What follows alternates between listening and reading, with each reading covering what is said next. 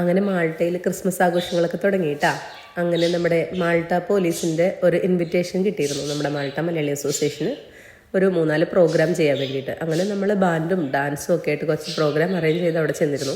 അത് മാത്രമല്ല അവിടെ കണ്ട ഒരു പ്രത്യേക കാഴ്ച എന്ന് പറയുന്നത് നമ്മുടെ ബിഗ് ബോസിലെ ഡോഗിനെ കാണാനില്ലെന്ന് പറഞ്ഞില്ലേ, അതിനെ നമ്മൾ മാൾട്ടയിൽ കണ്ടെത്തി കേട്ടോ. പക്ഷേ വളരെ ചേഞ്ചൊക്കെ സംഭവിച്ചിട്ടുണ്ട്. ഇത് മഞ്ഞയല്ല, ഒരു സിൽവർ കളറാണ്. ഭയങ്കര ഫ്രണ്ട്ലി ആയിരുന്നു. ആൾ അങ്ങോട്ടും ഇങ്ങോട്ടൊക്കെ ഓടുന്നുണ്ട്. കുട്ടികളും ഞങ്ങളും ഒക്കെ കുറേ നേരം അതിൻ്റെ അടുക്ക സ്പെൻഡ് ചെയ്തിട്ടുണ്ട്. ആൾ നല്ല റെസ്പെക്റ്റ്ഫുള്ളായിട്ട് നമ്മുടെ ഇന്ത്യൻ കൾച്ചറിലാണ് കേട്ടോ ഞങ്ങൾക്ക് കൈയൊക്കെ കൂപ്പി റെസ്പെക്റ്റ് ചെയ്തത്. അതിൻ്റെ വീഡിയോ ആരുടെയോ കയ്യിലുണ്ട്, എൻ്റെ കയ്യിൽ കിട്ടിയിട്ടില്ല.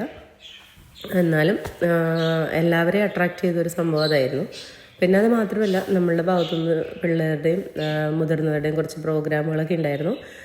എല്ലാം അവർ എൻജോയ് ചെയ്തു. ഈവൻ നമ്മുടെ ലാംഗ്വേജ് ആണെങ്കിലും എല്ലാവർക്കും ഒക്കെ ഒത്തിരി ഇഷ്ടപ്പെട്ടു.